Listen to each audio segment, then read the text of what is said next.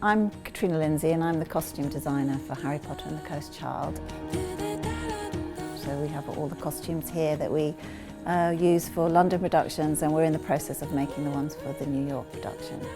The world of Harry Potter is huge, and it's in everyone's consciousness really, and these characters are so loved by so many people and they're very iconic. So I was very aware when I was designing it that I kind of had to hit a balance where they were uniquely their own things for stage, but also that people would really straight away recognise the characters as soon as they walked in, which is quite different from other productions I've done because they are so clearly in the consciousness of people.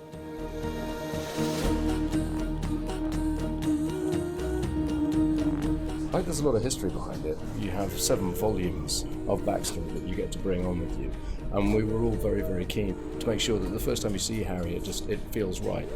He's a ministry man, but he's not just a bloke in a suit. That's way too anonymous, and it sounds strange, but we talked around a lot of different suits because there are suits and suits, and a lot of them we put on and we went, yeah, it's just not right. So it might seem strange. You take a long route to come back to what seems like the blindingly obvious, but hopefully we've got something that's kind of self-evident. That's what we want, is so that it feels instantly familiar when people see them, so that people feel like the story's safe in our hands, and that we're taking that responsibility of the life that everybody's lived with these guys seriously.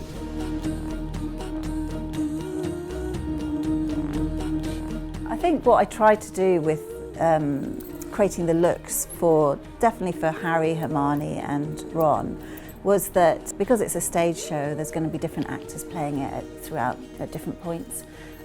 So I kind of wanted to create quite clean images quite quickly. So that is kind of why I've gone for this stripy jumper for Ron. You know, as soon as that comes on and the orangeness of his look, that you kind of quite quickly can identify that's who he is. And similarly, colour-wise with Hermione, she's in quite a strong purple colour. So again, in terms of the stage picture, she stands out. I was very clear about the colour palette for those characters, and Harry being in the blue and the tealy trench cloak, so that language, no matter which actor is playing it, you know, in terms of playing those roles, those are very sort of strong, clear looks that we've got on the stage show.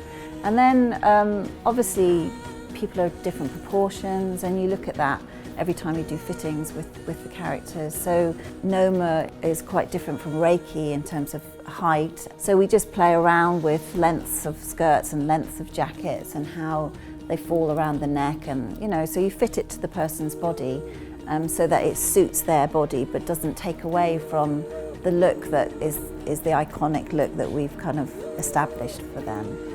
Yeah, so I feel like I've kept it quite clean so that actually whoever's playing those roles, the visual language doesn't really change.